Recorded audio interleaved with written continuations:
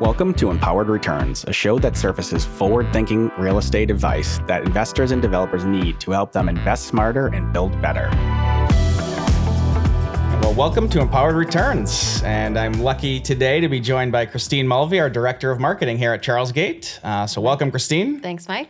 Awesome. Excited to be a guest on the podcast we've worked so hard on. It's exciting to see this thing get off the ground and actually get some pretty good traction pretty quickly. Yeah, long time coming, but it's really cool to be a part of. Awesome. All right, so Christine, I think before we jump into the meat of the matter today, though, I'm curious, before we jumped on air, and since this is your first episode on Empowered Returns, I'm going to give you the spin of the wheel here. We can talk about one of two things. One is the crazy cult book you're reading, or two is you just making fun of me that I need fidget spinners. Let's go with cult books because you're my boss, and we want to try and not get fired today. All right, so your cult book that you just mentioned sounded fascinating. I'm curious, though. What is it all about? So it's called Cultish, The Language of Fanaticism by Amanda Montell. And she is a co-host of Sounds Like a Cult, which is an amazing podcast. It's about, the modern day cults that we all follow. So the cult of Wall Street, the cult of Peloton, the cult of Scientology, really fascinating listen. But the book itself, it might sound strange off the title, but it's really about how people, and especially these cult leaders, whether it's, some of the really diabolical cults or even just like a multi-level marketing company like Amway, how they're using language to really influence people. And I find it super fascinating. So if you're interested in how people use language and use it to persuade people to do certain things and really get them to follow along with, whatever they're selling or doing or promoting, it's really quite fascinating. So 10 out of 10 recommend. I'm looking forward to picking that up. And assuming you haven't scared off our entire client base talking about cults at this point, I do think it actually is a perfect segue into what we're going to be talking about today, though, which is, our go-to-market strategy for marketing new developments. And a lot of what we try to do is not just rely on a brand, but really into the messaging and developing an overall strategy. And the idea of, taking insights from cults, which are obviously mostly used for evil, but to take that same ideas and same concepts and use that for good in terms of sense of marketing new development projects is a really powerful thing. And I'm super excited to hear your thoughts on that topic. Yeah, language is a powerful thing. So, we use it in a pretty great way here, I'd say. Well, I think today we're going to dive into our new development marketing and specifically kind of how we developed and how we execute against our go-to-market strategy for each new project, new development, whether it's a multifamily or a condo project. And I know we have a lot of, and especially you have a lot of unique insights on how we do that and how we solve for creating that strategy of bringing a property to market. So I don't know if you have anything to add before we kick it off here and some questions, but I don't know if you have anything off the top you want to say. Yeah, no, I mean, I think there's a lot that we do differently that maybe our clients don't even know the problems that they do have that we solve for them. So I'm excited to dive in and give a little bit of a peek behind the curtain, so to say, of how we do things. Yeah, and I think so in our experience of over, 50 plus new development projects at this point, I think there's a few commonalities that we've recognized. And one of those is most developers don't really understand what it means to bring a property to market. They might think, I've got to hire a real estate agent or agents or team.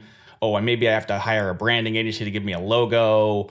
But there's really not a real understanding of what marketing really is and developing a go-to-market strategy for properties that you're going to execute against and iterate against to make sure they're maximizing the sellout of the project, or the lease up of the project, depending if it's multifamily or condo. And one of those things, as I have said oftentimes, if you build it, they will come is not a strategy. And I think that's the trap developers fall into because they're good at identifying deals. They're good at building deals, finding a contractor, assembling a team, an architect, and all these other things that it takes to build the project, entitle and build the project. But what there's oftentimes, even the ones that, have some sense of design and style and branding, often miss what it means to market in 2023 now and going forward. And so I think that's the big miss that we tend to be able to solve for effectively and really drive demand for projects. Yeah, I think that the branding is what you see, right? So what you see is what you're focusing on. You're seeing a logo. You're seeing colors that inspire you and are really exciting. And you love the name of your building. And you have this really great brochure, but you don't have anything to actually bring that to the right target market for your building. How are you speaking to those people directly? How are you getting in front of them? And how are you getting in front of them in the ways, like you said, in 2023, things are different. There's no single source of attribution anymore. You have to hit people in a multitude of places in order to be effective. And so what's your plan for that? And oftentimes that gets missed or forgotten because you're so focused on, your name. Oh, I have this really great Instagram and look at these cool pictures of Boston Common. And it's like, yeah, that's really nice. But what is that doing to really differentiate you from the competition? Because there's a lot of opportunities out there for people if they're looking for new housing. And so how do you stand out and tell your message and tell it in a way that's going to drive the right people to your building at the time when you need them to? So like you said, you can maximize that return on your investment there. Exactly. And I think one of the things that is often also lost is how early this needs to begin, because when you're like the positioning, as we, talk about, like, who is the building for, who is the target audience, what do they like, where do they shop, what do they buy, what do they eat, what do they like, those types of psychographics that are so critically important really need to not just, fall into the marketing plan, but also the design of the building, the layout of the units, what people are looking for. So, and the more you can tightly sort of integrate the design of the building and then carry that through with the branding and marketing, the more effective it becomes, and the more the ability is for the project to sort of maximize those sales prices or lease up velocity or whatever it, may be in terms of the goals of the project that you're seeking. But starting early to do that and have that all aligned in a really sort of tight and cohesive manner is so critical. Yeah, I mean, I'm nodding my head so vigorously because the projects that when we're involved super early are the most successful. We have the easiest in quotations, building that messaging that really resonates with the building. If we understand from the beginning why these design decisions were made, we can better communicate that to prospects and further enhance the value proposition of the building. We can make sure that the interior of the building is matching the renderings correctly that we're showing, that we're portraying it in a way that really is just so tightly aligned from start to finish. It's not this disjointed, well, we had our architect make these renderings, like they're kind of okay, but they're a bit outdated. And like we also have this random one pager that was created. But if we can be brought in early, that's where we're most effective. And we can really get a sense of why certain decisions were made and better communicate that to, buyers and renters. Yeah, totally. And and even beyond that, we can help advise on layouts and plans and finishes and all of the critical details that you need to what you're actually bringing to market, not just developing the marketing strategy, but the product you're actually bringing to market is what's really important to make sure these things are all fully aligned through the entire life cycle of the project is what makes them most successful. Yeah, we have a lot of experience with that too, in terms of, seeing a floor plan of a garage, so to say, and recognizing, there's a lot of wasted space here. We can add a few spaces, generate more income for you, and build more value into the building for, future homeowners or renters. Yeah, I think that's right. It's just one of the things that, again, it's and I understand it's easy to sort of overlook from the perspective of a developer. It's like, okay, I just have to get this project entitled. I've got to go through the permitting and design process, and I've got to, find the right architect. I got to find the right contractor. I got to do this within budget. I've got to find investors, all of these things that are like, oh, there's a lot of work there for a developer. And that's why, oftentimes the sales or the lease up and the marketing and the management is left to the end of the process. And I guess my primary advice, what we talk to a lot of clients about, is like, get started early. We can add so much value early in the process. And I think with a lot of the vendors on any project can do that as well, whether it's architects or contractors or otherwise. Assembling that team early can make a project so much more successful. So, but it's a little bit off track from what we wanted to talk about today, which is really how do we then take that and establish our go-to-market strategy. So maybe you want to talk a little bit about our process for bringing a new development project to market. Yeah, so we have what we call like the CG3, right? So the first is building that brand. You want to build something that's differentiated. You want to make sure that the interior of the building is matching the brand experience that you're portraying digitally before the building's even finished, before people can walk in. So when they walk in, it's not some disjointed experience. So really building that is the first step in what we do. And then where we take it is to building the demand engine that we call it. So what that's going to be is building those brand awareness campaigns, just putting the advertisements out there to try and attract the people who we think are going to be most interested in the property, and just iterating on those and testing them and making sure that we're adjusting messaging as we move through the sellout or the lease up to align with what our team is hearing in the field. And that kind of goes into step 3, which is the analyze, adapt, and amplify. So what we're doing there is we have a super tight alignment between our marketing and sales and leasing teams. So our marketing team is regularly attending the weekly meetings of the sales and leasing teams, understanding what prospects are hearing, what are they liking, what are they not liking, what are their concerns, what's maybe something that's surprising them about the building when they walk in that's not clear to them before they come in. How can we update our messaging and the content that we're pushing out to better showcase that? So those 3 phases are really how we take a building from, whenever we're brought in. Again, it's the earlier the better, but then executing on that and making sure that we're building a really strong strategy of putting advertisements and building content, really focusing in on content that we're building, written content, video content, imagery, audio content, anything that we can create to better tell the message of the property, show its value proposition, and drive the right target market to that property. Yeah. So I think we'll dive a little bit more into each one of those sort of 3-prong approach. We talk about building a brand that matters, developing the demand engine, and then execute and analyze and iterate. Let's start with the first phase of that, like sort of building a brand that matters. And from our perspective, I think the most important part of that is actually the positioning. Who's the project for? Who are these units for? Why should they care about it? What is unique about it?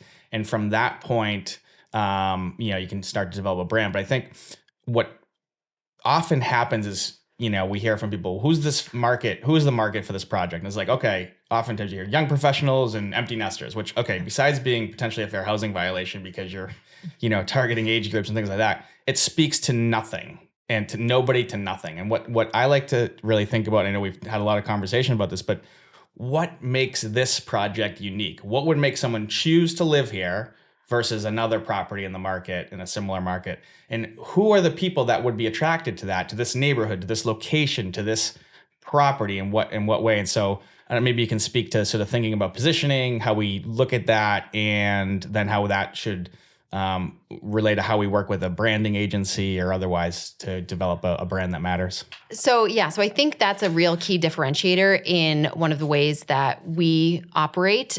So when we're looking at building the value proposition, it's not, well, we have a roof deck and we have a gym. And it's like, okay, but like, why do those matter? Do you have certain things that are different about that? And just really kind of doing those, like, I think it's like the 5 whys, like why, and just really leveling down to, okay, but like, why would somebody really want to live here? What is the right fit for them? Do we have a building that is perfectly outfitted for children? We have easy access in and out of the elevator for your strollers, and we have ample space in the hallways for you to push your stroller down the hallway. Do we have a children's room? Is there a park right next door? Like, how do we tell that message? It could be, maybe we do have a really cool fitness first building, and we have the top of the line equipment, and we have, a great indoor outdoor flow of indoor fitness area flows right into an outdoor calisthenics area. How are we showcasing that? How are we displaying that with imagery? Because oftentimes we're working on these projects and people are purchasing these units before they can even walk into the building or come into the building in any way. So how do we best explain that with imagery and also with the way that we're describing these units, and what kind of content are we arming our sales and leasing team with to best explain the value of these buildings? Yeah, totally. And I definitely have another real question. But first, I just want to dive into the fact that you just used the word calisthenics. And I think that's the first time I've ever heard anyone under 50 use that word in forever. So I'm impressive. what they call an old soul. Excellent. So hopefully you enjoy your calisthenics on the brand new roof deck. Awesome. So, but no, I think what you're getting at is really developing the strategic messaging, right? And so you're showcasing not just a list of like amenities or like what the finishes are or whatever, but actually helping to tell the story of why these things matter, and specifically why they matter to the target audience. And that's what makes that messaging so powerful and special, as opposed to just the generic stuff you see all over the place. And this is, like you said, we have a roof deck. Okay, every building has a roof deck these days, pretty much. I mean, or whatever. So it's like, well, what is different about this? What is unique about the property that matters And it's not easy to do because, frankly, a real estate property is, there's all probably more similarities than differences, but you got to dig deeper and use that. You talked about the technique of the 5 whys, which is a great technique that I love, and just keep getting, asking why to get to the next level deeper and the next level deeper to really get to the core kind of benefit. But I think that's what we can take, and then you use that not just in a brochure, not just on a website, but through the ad campaigns and through the content that you mentioned, and we'll get to that in a minute too. But that's why that stuff is so important to focus on this. And I think the big miss oftentimes is that, there's a brand agency hired that does great, oftentimes graphic design work and beautiful logos and imagery and all this stuff, but most of the brand agency out there don't think about marketing or strategic messaging in as detailed a fashion as they do with the sort of the visual collateral of that. And that's like a huge miss on most projects. And that's why there's a big disconnect in the market, because people just see this beautiful imagery, but they don't really, they're not pulled in they don't really, or the messaging doesn't create that opportunity for buyers or renters to really be pulled in and attracted to that property in a powerful way. Yeah, you really have to help people envision themselves in the property and make it like so clear that this is where they need to live because of X, Y, and Z. And you need to make that super clear for them and help them see themselves in these homes. Yeah. And I think that's where, and I think we can jump into the next point about sort of developing that demand engine and how we sort of take that brand, the logo, the strategic messaging, the value proposition, and all of that, and how we sort of take that, from the partnership with a branding agency or graphic design agency, and take that and sort of really start to build out campaigns, whether it's content campaigns of various types, you mentioned earlier, can develop, and how that's the core backbone of what we do to sort of create that demand. But maybe you can dive into our demand engine process. Yeah, so we're taking the core elements, right? So we have that, this is the brand statement, this is the value proposition for the property, and how can we expand that and slice and dice it, so to say, for the various channels where we're at. Maybe it's a short retargeted ad and we only have 300 characters. So how are we making the most of those? A pay-per-click ad. A lot of these ad platforms, first of all, you're limited with being in the housing industry. So you have to get creative with your messaging and make sure that it actually resonates, so you're reaching the right people, because you have to serve your ad to everybody, which is great, obviously, but also can be a challenge because we're advertising multi-million-dollar homes to 18-year-olds on Facebook, which is, I wish I could afford a multi-million-dollar home when I was 18. But we call those kitty condos. Yeah. So, nice to have a parent that can buy a kitty condo for you. So. Seriously. But that's the reality for working in marketing in real estate. So you have to have the know-how, first of all, to create those ads and take that value proposition and structure it in a way so when the ad is seen by the right person, it resonates with them immediately. And then it's not just about pushing the ads out and it's great, you have your ad on the side of a bus or you have your ad like on Facebook or Instagram, but then what are you doing with those leads when they come in? So you have to bring them into your funnel, and we have a pretty robust process on the back end where we're really qualifying these people and identifying who's a right fit for this property, and then we're immediately sending that lead to our sales team or to our leasing team so they can follow up with that person in a timely manner, because you want to capture somebody as soon as they're showing interest. You want to be getting on the phone with them, sending a text message, giving them a call, sending them an email, getting in touch with them to show them what this property has and why it's the right fit for them. So Christine, diving a little bit deeper into the demand engine, or creating a demand engine as we do, I think, one of the key aspects of how we've had to change and adapt over time is that nowadays, as opposed to say 5 plus or minus years ago, where you could do really detailed micro targeting on things like Facebook and Instagram and LinkedIn, and it wasn't even TikTok then, but those types of things where you could target an audience so specifically, the messaging didn't matter as much or the content didn't matter as much. But now what is so important is developing content, developing creative that really resonates with people, because we can't do that type of micro targeting anymore for a lot of reasons. Obviously, as the privacy laws that have come about, fair housing laws, different things, for good reason.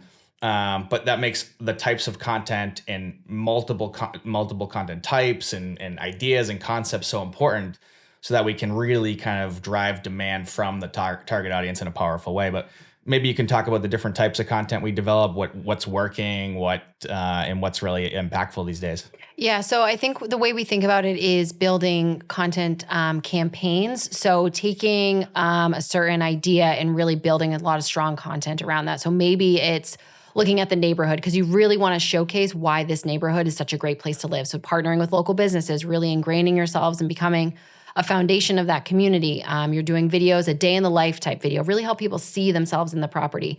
But then also that day in the life video can be repurposed for something else. Maybe it's, just a talking head type video about the property. So just finding ways to make types of content that can be stretched, which stretches your marketing dollars and allows you to get more bang for your buck, so to say. So how can you strategically think about these campaigns as you're moving throughout the sell up or the lease up? To drive the right people to your property, using the value proposition that you've already established as the core messaging throughout. But how can you kind of break it up into different campaigns throughout the course of the project? Yeah, I think what a lot of people don't realize is how important it is not just to have content that exists, but to then use that content across multiple ad sets and ad formats and types. So when you're doing paid ads, not just organic content, but when you're doing the paid ads, you can take that content, whether it's video or written or whatever it might be, audio, whatever type of content it might be, use that in the ads, in the creative, and create multiple, ads that target slightly different audiences perhaps, or, attract people in a slightly different way so they're not getting oversaturated by the same single ad. Like I've seen so many projects, it's absurd. That's just the same ad the whole time. New condos now selling for 500 grand or $1 million, whatever it is. Explore the view or whatever, some other bullshit message that is just dull and boring, and it goes on the same exact ad for 2 years throughout the project sellout. It's absolutely useless. It's a waste of money, and I actually, not to get on my soapbox too much, but it really bothers me. Yeah. As you can tell. And that's why it's so important to create like actual campaigns, different messaging, and iterate that throughout the process. And that sort of leads to our next kind of point. But I don't know if you have anything else to add on content or, really developing that demand engine. Yeah, no, I mean, to your point, there are literally metrics that tell you, hey, you've served this ad too many times. So there are metrics in there and best practices in there to tell you, stop doing this, but people just continue to do it. But having that different messaging to just be able to test and iterate on different messaging is so essential to success and really making the most of your marketing dollars. You don't have an endless budget. I mean, if you do, come on down.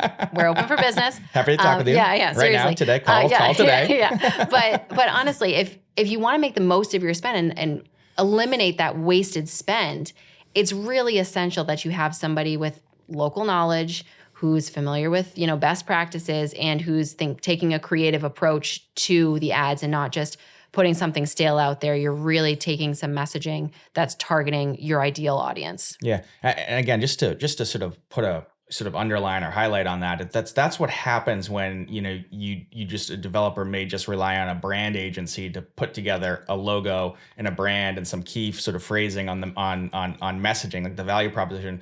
If you just stop there, that's not bad if it's like a great brand and logo and messaging, but it's not enough. It's not enough, especially in this day and age, in this market where there's a lot of competition coming on the market, and it's just going to slow down your absorption or have this major stall in the middle of the lease up or sales, which we often see. And without really kind of developing a set of content and campaigns that can really drive demand from different angles, that's what happens. And that's where it's really critical to develop an entire go-to-market strategy, not just have a logo and a brand and some visual that looks nice, but really doesn't do much more than that. 100%. Okay, so now that we've talked about building a brand that matters, we've talked about developing the demand engine, and the other third stool of our kind of marketing go-to-market platform is analyze, adapt, and amplify. I don't know if I got those words in the wrong order, but you nailed it. I nailed it. Perfect. Yeah. There we go. I'm right on brand. Yeah. Speaking of that, yeah. But maybe we can dive into what that means and how we use those words or that plan to kind of execute on this strategy overall. Yeah, so I think we've kind of been touching on it lightly throughout, this conversation here, but really what we're doing is there's no set it and forget it with us. We're not starting with one type of messaging and rolling with it all the way through. We're super tightly ingrained as a marketing team, with the sales and leasing team. So what they're hearing from prospects is directly communicated up to us. We're in those meetings weekly. We're having those conversations. Even if maybe the leasing team or the sales team doesn't quite understand how we hear the phrase, we hear the objections or the questions or the things that they love about the building. And we take that back and we update our messaging across all channels to really tie closely to that. So that's what we mean when we say analyze. We're listening in on the sales calls and leasing calls. We're really understanding what's driving prospects. What questions do they have? How can we better answer those so that when they come in to a sales appointment, they're just that little bit more qualified and we're able to get them to a closed deal or a signed lease even faster. Yeah, and I think one of the things you said, the phrase you just set it and forget it, and again, we see that so often is where, I think I mentioned it earlier in the conversation too, just a few minutes ago, but like you see one ad that's running across the entirety of an 18-month or 24-month sellout or a 6-month or 10-month or lease up, and it's just those things are so ineffective and they grow so ineffective over time. And this is what happens oftentimes when you hire a agency that isn't tightly aligned with the sales or leasing team on site. And so you lose like what is working and what isn't working. And another thing I talk about oftentimes is being close to the customer, in this case, being close to the prospects coming in to buy or lease. And if you're not getting that feedback, if a marketing team isn't getting the feedback back from the sales team or the leasing team saying, hey, what's resonating? What messaging is driving people? What are they asking about? As you just said, you can't possibly create marketing that works well or ads that work well or other new content iterations that work well. And so that's why it's so critical to be analyzing what's working, adapting and iterating, against that. And then what is working, you continue to amplify and grow that messaging. Yeah. And we also amplify by trying to really hard to build partnerships with the local community. So if there's a gym down the street and our building doesn't have a gym, how can we create a partnership? Can we maybe provide, a free personal training session to residents or to homeowners? That might be something great. So really helping to create partnerships and connections with the community, because then they'll help spread the message of your property as well. Totally. And it actually reminds me of another important point is like actually making sure that there's alignment between the salespeople on site and what you're putting out there, whether it's social media or otherwise. And I think, a big mistake we often see made is that developers or other sort of operators might hire an outsourced social media agency or something else, which, they might do a nice job in terms of how they're managing social media and all the things they can do. But without that local information or sharing or local content on site, it grows like very stale, very fast because it looks the same as anyone else. And so if you're not actually utilizing the site sales team or site leasing team to help develop that content and iterate against that content, it's just so boring and stale and looks the same as everywhere else. And you just lose your value proposition so fast that way. 100%. Yeah. And we have had tremendous luck growing organically on social media, which is really hard to do for a building that is a condo project that's like 50 units. Because once it's sold out, like, is the board of trustees really going to take over that Instagram account? Like, probably not, but you never know. Maybe one day they will. But to build that is what's driving the success there is giving that behind the scenes look. Hey, look at the sidings going up on the building. Hey, look at these great kitchens, and really allowing people to honestly pre-qualify themselves and sell them on the building before they even come down for a sales appointment, because they've seen all this content. They've seen the story that you're telling, and they say, you know what? Yeah, that's for me. Yeah. And even just seeing the interest and activity of the building and the buzz around it, that helps really continue to build and showcase that buzz is what's really important in a lot of ways as well. And I think maybe that's a good also segue from the sort of analyze and adapt and amplify kind of platform to really how we work with our site teams, whether it's a sales, condo sellout, or a multifamily. Like, how do we work to build the sales enablement tools and platform that they use that is tightly integrated with the marketing effort? Yeah, so we obviously have a core set of materials that we have at the start of any sellout or lease up project. But as we're moving through, if we start to hear, hey, you know what, people have a lot of questions about parking, and this building has a parking stacker system. People have no idea what it is. I try and send them a YouTube video. They don't quite understand. So to me, when I hear that, I don't hear a problem. I hear an opportunity for a solution. So how can we create some content that's really going to better explain the value of having this parking stacker system, what that means, how people are going to use it, how it's really just like any other garage. It's just maybe you have to push a couple more buttons, or maybe there's no parking on site. How can we provide more opportunities to tell people about local parking options. Maybe there's a ride share, car service at the building that we have. We have one building where we just created a partnership with a valet company. So people have that option if they want to purchase that. So how can we build these things in? So hearing, questions or concerns that the sales team is getting from prospects, taking that back and really finding a solution for it in a bunch of different mediums, right? Like, so maybe we'll do a one-pager because some people like to read, and then we'll do a video, and then maybe we'll do like a shorter one-to-one, like a Loom Vidyard type video of the agent, hi, how's it going? I know you had some questions about parking, just wanted to tell you, walk you through, here's how it's being built. These types of things are essential to really helping our sales and leasing team close more deals. Yeah, and I think that's so critical when if a salesperson is getting the same question from all the prospects or from some percentage of the prospects, there's no need for them to have to keep answering that, every single time, but to develop content that does answer that, ideally even in advance before people show up for their appointment, or certainly in the appointment, or whatever it might be, depending on the type of content. But if we can develop that to either overcome objections or highlight a benefit in a more powerful way, those really enable the sales team on site to do their job faster, better, easier, all these things that are so important to help them, absolutely increase the velocity of the absorption of the project overall. Yeah, and if a prospect is coming in having those questions, how many folks have that question that didn't submit the form to have you get in touch with them, So how can you utilize that content somewhere else? Maybe it's, hey, download our neighborhood guide for all of our favorite places in the neighborhood, and that's an opportunity for lead capture on the website. Just thinking about different ways to engage with the market as a whole. Totally. And again, because obviously we it's so important to have a world-class, CRM, customer relationship software that the sales team uses, and building all these tools into the software so they can just click a button and send different collateral, and to provide all those enablement tools to make the sales team's job a lot easier and faster, whether it's clicking a button to send a purchase agreement or sending a piece of collateral and tracking, who and when, where prospects are asking questions when they're visiting the website, all those things that we can do to help nurture and convert interest and traffic into actual sales or actual leases is so important to really, again, to attain whatever the goal of the project is. It might be the faster velocity, it might be higher sales or leasing prices, whatever the goals are for a specific developer or in a specific project.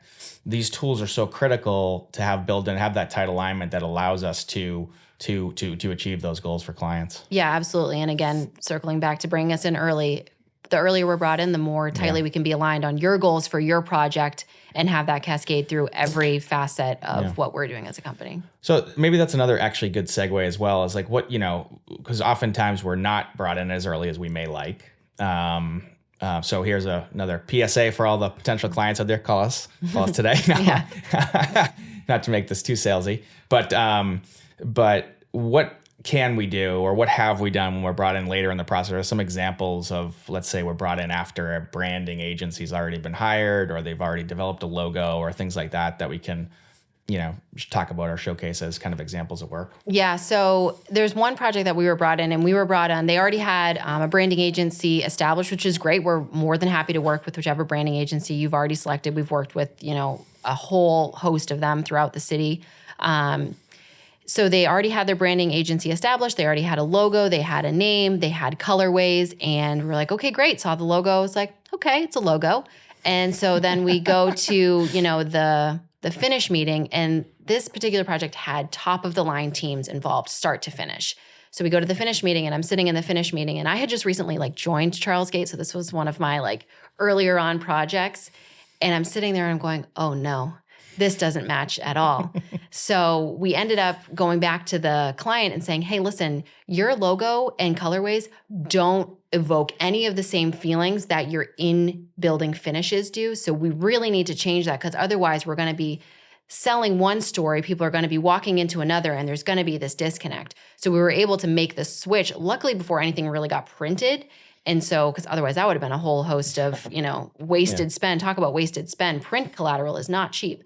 So we were able to make that shift. And now we have a really cohesive, what you're seeing digitally is almost exactly like what you're going to experience when you walk in. It has that same feeling that you experience, which is so important because, like I mentioned before, we're oftentimes selling and leasing these buildings before people can even come in the building. So how do we make sure there's alignment there? Yeah, that consistency is what really makes a quote unquote a brand resonate. Is not, again, you can come up with the most beautiful logo in the world, but if you're putting together a shit building, it's still a shit building. And vice versa. You might have an ugly logo, but a beautiful building, and it just doesn't resonate, doesn't work together. Again, with everything, and again, not just the logo and colorways, but the messaging and everything else needs to be aligned so carefully. And with a key thing, again, to highlight, with the customer in mind, the target audience. Yeah. That can oftentimes get lost because, again, you're sort of building the structure and doing these things, designing a building that is not necessarily always as easy to directly connect to a customer like it would be in other sort of companies or brands in the same way. So it's really important to keep that in mind. Who are you marketing to? What is the unique value of this property, of this neighborhood, of this location, of what the design is? All those things that really need to, be connected to resonate fully and fully unlock the power of the empowered return of this project. Yeah, no, it's essential. You want to make sure you're putting things in the building that matter to that audience. You're not building, a champagne building in a community that has a beer budget. There has to be that alignment across the board. Yeah. And I think, as I alluded to a little bit earlier, one of the things that can happen if there's not a good go-to-market strategy, or some of these pieces of the stool are missing, what often happens is it's a new building, it gets some attention, they get some sales off the bat or some leases off the bat. But then there's this deep stall that goes throughout the project, especially in the pre-sales process when people can't see the building, they can't visualize it. You have this real slowdown and delay in absorption velocity, and it's just critical. It's just you leaving money on the table with a much slower absorption. It's causing dramatically impeded returns that are not as good as they could be otherwise, simply because this wasn't thought out. There wasn't a real go-to-market strategy established in the first place. And it just causes a miss. And the project might still be okay if it's a really good location and it's a really nice building. Sure, might sell, might lease, but not nearly as fast as it could with and you're not nearly going to get that return on investment as you will with a good go-to-market strategy, and all of this thing working cohesively together. Yeah, absolutely. So what else? Any other examples of projects we worked on that you think that would illustrate any of the points we've been talking about? Yeah, so I think we talk a lot about having that local knowledge, right? So it's important for your leasing and your sales team to know the market inside and out. They need to know their competitor buildings. They need to know what they're up against, and they need to know the talking points of how they can combat, questions about comparing building A to building B, because people shop around, right? But then there's also the marketing aspect. So with digital marketing, there are so many tools that you can be using, but you have to be using those effectively. And in order to do that, you have to have local market insights. So, for example, we were working on a project in Salem, Massachusetts, and our ads we're suddenly getting all these keyword hits for Tuscan kitchen, Tuscan village, Tuscan this, Tuscan that. And I know that is a new community in Salem, New Hampshire, Salem, Mass, Salem, New Hampshire. Google can't really quite differentiate that those aren't going to be the same interested people in those properties. So we have to cut that immediately, because otherwise we're just wasting all this spend on, because every time somebody clicks on that, it charges you. Same thing for Wilmington, Massachusetts. You want to make sure you're catching anything for Wilmington, North Carolina or Wilmington, Delaware immediately, because those dollars, they start to add up. And if you're not paying attention, Google can all of a sudden just start overspending on all those. And it's just so much wasted spend left on the table. So it's essential to have obviously a team that knows what they're doing, but a team that has the market insight for these little nuanced things, especially something as small as like, oh, well, maybe that's just a competitor building, and recognizing like, no, that's not even in the same state. You need to stop that from happening immediately. Yeah. And I think that sort of goes back to the analyze and adapt. Part of it is like being on it in real time, and not just outsourcing and hiring an agency that's, going to pay attention maybe if you're lucky once a month on a report, but really understanding these things that are happening in real time, because you're tightly aligned with the sales team or the leasing team saying, hey, weird lead came through, I'm not sure what happened. And you recognize that, in 5 minutes instead of, 5 weeks. And there's a lot of wasted money that can happen there, or other things, just lack of successful sales or leasing. So you're right about those types of things as well. That can be, big problems as they can occur these days, again, with the more limited targeting options that are available for ads. In terms of content types and I know we are, maybe you can speak to how we're leaning heavily and more heavily into video these days. Yeah. So the way that we're positioning ourselves, which I think is pretty great, is we're bringing a lot of resources in-house to develop more of an agency for our clients. So instead of having, maybe a videographer that's not available or is super expensive, we have somebody in-house who we can offer to our clients at a fair rate and produce really high quality content that's totally aligned with the marketing and sales or leasing for the project. There's none of this disconnect where it's like, oh yeah, but we wanted it to kind of feel like this. Like our videographer is already in tune with what's going on and what the CHARLESGATE way of doing things is. He knows these leasing agents, he knows these sales agents. He can really, coach them on how to produce the best type of content. So I'm really excited about that. It's been, just a couple of months, but some of the stuff we're pushing out, it's like unbelievable. Everyone's like so impressed. We have more stuff that's coming out. Obviously he's here doing this podcast with us now. So it's so great to be able to bring those resources in-house. I've been at CHARLESGATE for about 3.5 going on 4 years now. So to see how many resources we've brought in-house, that has totally leveled up how we're able to perform for clients is really exciting. And really, we're only just beginning to, push out more and more opportunities for our clients. Yeah, well, I think we're really ultimately combining the marketing agency type of structure and strategy with this deep real estate knowledge and salespeople that can execute against a cohesive go-to-market strategy that is really so powerful in the market and making a dramatic difference for a lot of our clients in a positive way. So I am excited about that as well. I agree. And I think we're going to be continue to sort of do more and investing more in those types of resources to deliver, ultimately a better client experience and better client results across the board. So that's I'm definitely fired up. And obviously we're leaning hard into video among everything else that we're doing right now as a key part of that. And I think the more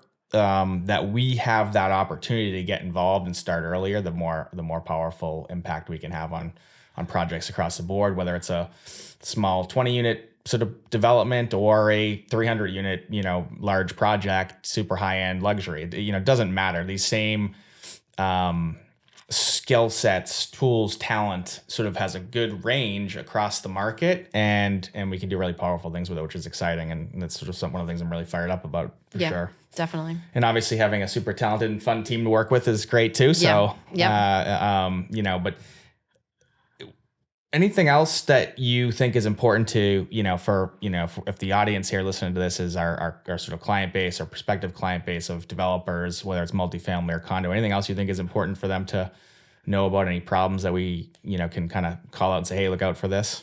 Yeah. I think that the biggest thing for me, what makes my job exponentially easier is just being brought in earlier and being brought into those conversations. Like if you have a property and you've identified some land for sale and you're going to purchase it, or wherever you might be early on, bring us into those conversations, because you might think, well, what do they really get out of listening to this? But we get so much, and it really helps us shape that value proposition for your building.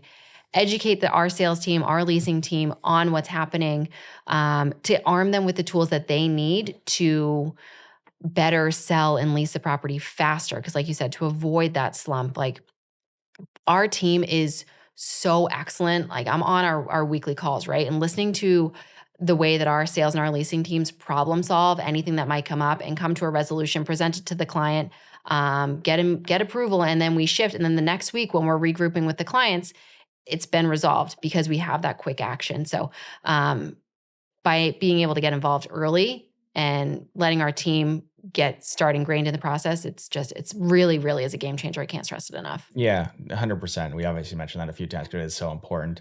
And the other thing I would add, and maybe you can kind of add to it as well, but the idea of, I think there's a lot of legacy thinking out there. I think that we're trying to, combat or showcase how things are different these days, but saying, okay, we have to have this beautiful logo and brochure, and then that's it, it's set it and forget it. So like everything has to be so detailed and approved and perfect, and we've got to get everyone to look at it, approve it, and be okay with it.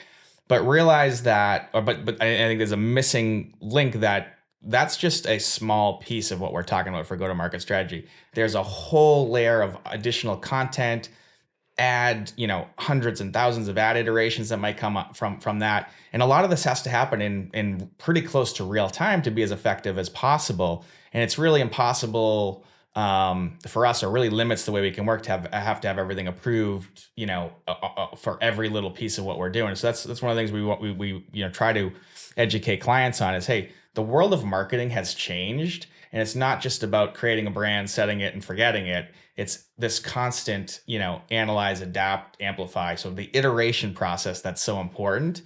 And it's critical for us to be able to really work in real time and not have to seek approval on every single piece of messaging that we're creating. Yeah, I can't believe that I didn't say this before, because that is like the biggest hurdle for me. If something has to be approved at every single step, we're not going to be able to move fast enough to get you the results that you want for your project. Just bottom line, that's just what's going to happen.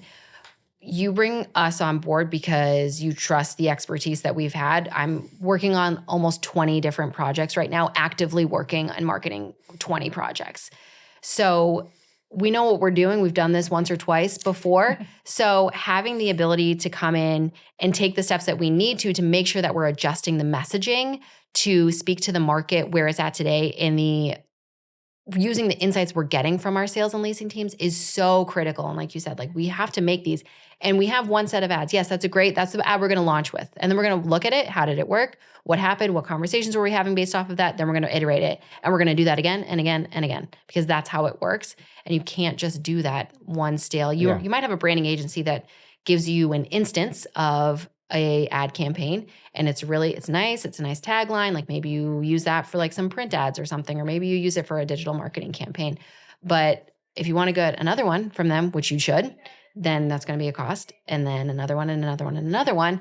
Whereas from us, we build out these campaigns like we were talking about, where we can take pieces of content and really expand it over a variety of different channels and mediums. Yeah, and just repurpose, content and messaging in a whole host of different ways to amplify that as much as possible. Even just seasonality, or through the course of the project, there's so many changes that often happen that we can use to powerfully expand the messaging and really drive more and more demand to ultimately lead to faster absorption and better pricing.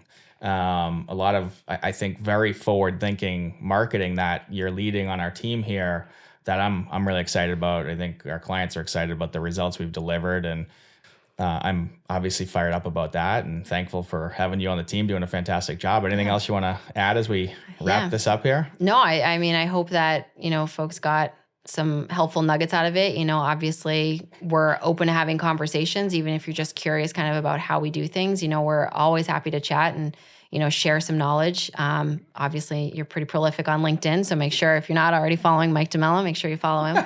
That's what we said. We weren't going to make this too salesy, Christine. Yeah. Sorry. So no, it's what we do here is a lot of fun. I have a background in minor league baseball and startups, and somehow CHARLESGATE has become the perfect blend of both, and what I loved most about both of them. So we do things differently here in the best way possible. Awesome. Well, thank you, Christine. We love having you on board. Love the insights you gave us today and shared with the audience, and hopefully there'll be more episodes to come on Empowered Returns. Absolutely. Thanks so much. Thank you for listening to another episode of Empowered Returns. If you're a forward-thinking real estate investor or developer looking for actionable advice that will help you generate market-beating returns, make sure to subscribe on Apple Podcasts, Spotify, or wherever you get your podcast fix. I'm Mike DiMella with CHARLESGATE, and I'd love to connect on LinkedIn and further the conversation for any specific questions you may have. Thank you for listening.